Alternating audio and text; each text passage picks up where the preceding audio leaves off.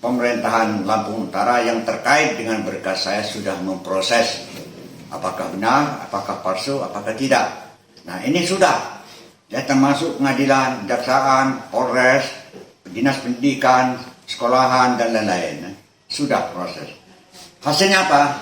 Terjadilah.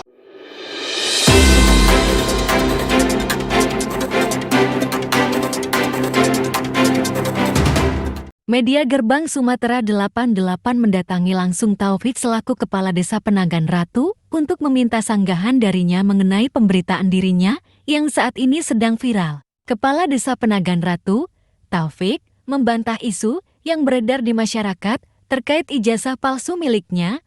Ia menegaskan bahwa ijazah yang dimilikinya adalah asli dan sah. Hal ini disampaikan Taufik saat ditemui oleh Media Gerbang Sumatera 88 di kantornya pada Senin 18 Desember tahun 2023. Verifikasi dari kami untuk diketahui pertama mengenai masalah ijazah palsu.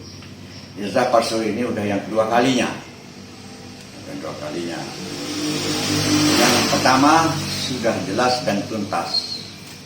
Sudah seluruh pemerintahan Lampung Utara yang terkait dengan berkas saya sudah memproses apakah benar, apakah palsu, apakah tidak. Nah ini sudah, ya termasuk pengadilan, kejaksaan, Polres, dinas pendidikan, sekolahan dan lain-lain. Sudah proses. Hasilnya apa? Terjadilah.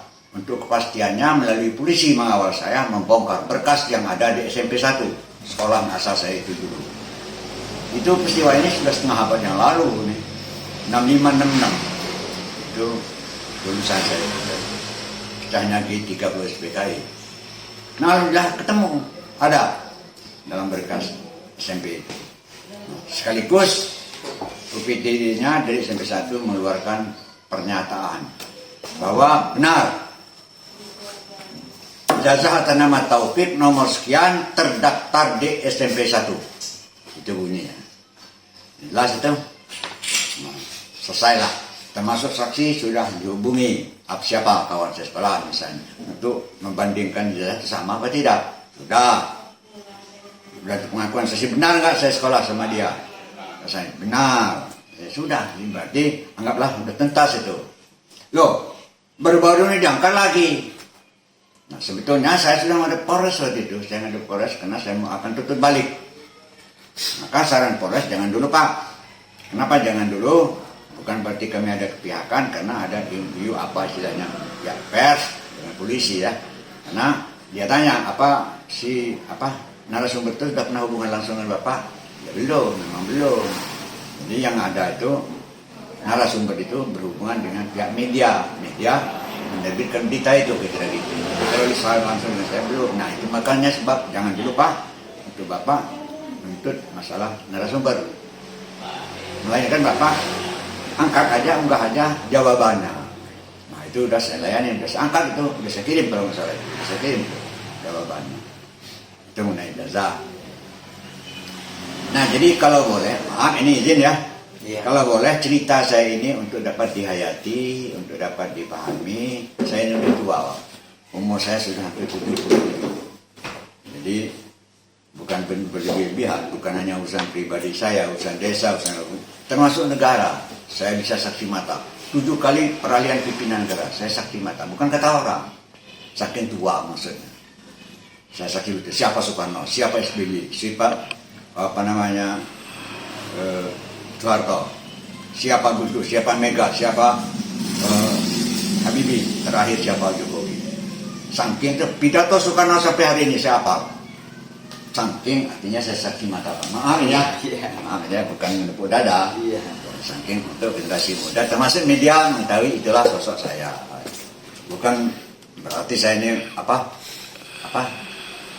menepuk dada atau pamer, bukan. Betul-betul itu dari hati nurani untuk diketahui maksud saya. Jadi pihak media ini menilai karena adanya ketidaksamaan antara ijazah SD dan SMP. Materinya itu. Pertama masalah BIN dan tanggal macam-macam lah. Itu udah dijelasin kan, maka sudah selesai itu udah saya jawab, sudah saya jelaskan. Jelaskan sama?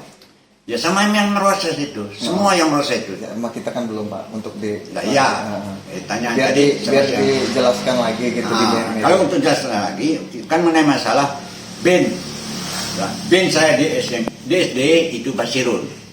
Itu yang apa kandung saya, yang laki mak saya itu. Kalau yang Basirun tuh, nah kalau yang Ibrahim Sarip itu bukan laki mak saya, bukan, itu namanya Wali. Yang nuntut saya sekolah di SMP itu, beliau itu almarhum Ibrahim Sarip, mantan Kepala Negeri Agung. Ibrahim Sarip namanya. Itu yang menyekolahkan saya, menuntut saya, ya, menandatangani berkas sekolah setiap tahunnya dia. Orang tua saya buta huruf kok. Dua-duanya huruf, tinggal di ladang berdasarkan mampu. Nah itu sekitar penjelasan untuk diketahui dan dipahami. Jadi status Ibrahim Sarip itu bukan bapak, bukan wali istilahnya ya. Dan ini saya rasa bukan berlebihan. Mungkin semua orang bisa jadi saksi, baik keluarga, baik lingkungan. Benar yang saya bilang ini betul. Nah statusnya Ibrahim Sarip itu adalah kakak tua sepupu saya. Jadi saya SMP 3 tahun, saya 4 tahun. Karena kelas 2 saya tidak naik. Nah jadi 4 tahun saya ikut orang itu yang namanya Ibrahim Sarip. Mulai dari kelas 1 sampai tamat. 65, 66. Pecahnya di 30 SPKI. Itu penerbitan ijazah saya. Nah lantas dipertanyakan lagi, kenapa saya sekolah di SMP 1? Ijazah saya keluar di Batu Raja. Apa jawab? Saya jawab. Nah sekarang saya jawab dengan media juga ya, keterangannya. Bahwa pada saat itu, Provinsi Lampung baru umur setahun jagung. Baru mekar maksudnya, baru mekar dari Sumsel. Jadi sekian instansi masih tunduk di Sumsel, termasuk Dinas Pendidikan. Nah, maka ya saya terbit di Raja. Itu ceritanya. Jadi kalau boleh saya katakan, ini saking udah emosi saya ini. Apa? Ijazah saya ini bukan palsu, keramat. Karena ijazah saya ini nggak sudah sekarang, Wak. Nggak sudah sekarang, ya. Keramat susah betul ya. Betul sekolahnya. Dan saya sekolah-sekolah benar. Buktinya SD saya 6 tahun, saya 7 tahun. Karena kelas 4 saya nggak naik. SMP 3 tahun, saya 4 tahun. Kelas 2 saya nggak naik. Nah itu penjelasan penting. Karena dulu sekolahnya kayak gitu. Nggak kayak sekarang lulus semua naik semua. Jadi terkait pemerintahan Dari Lampung Utara, Dwi Ari Wijaya melaporkan.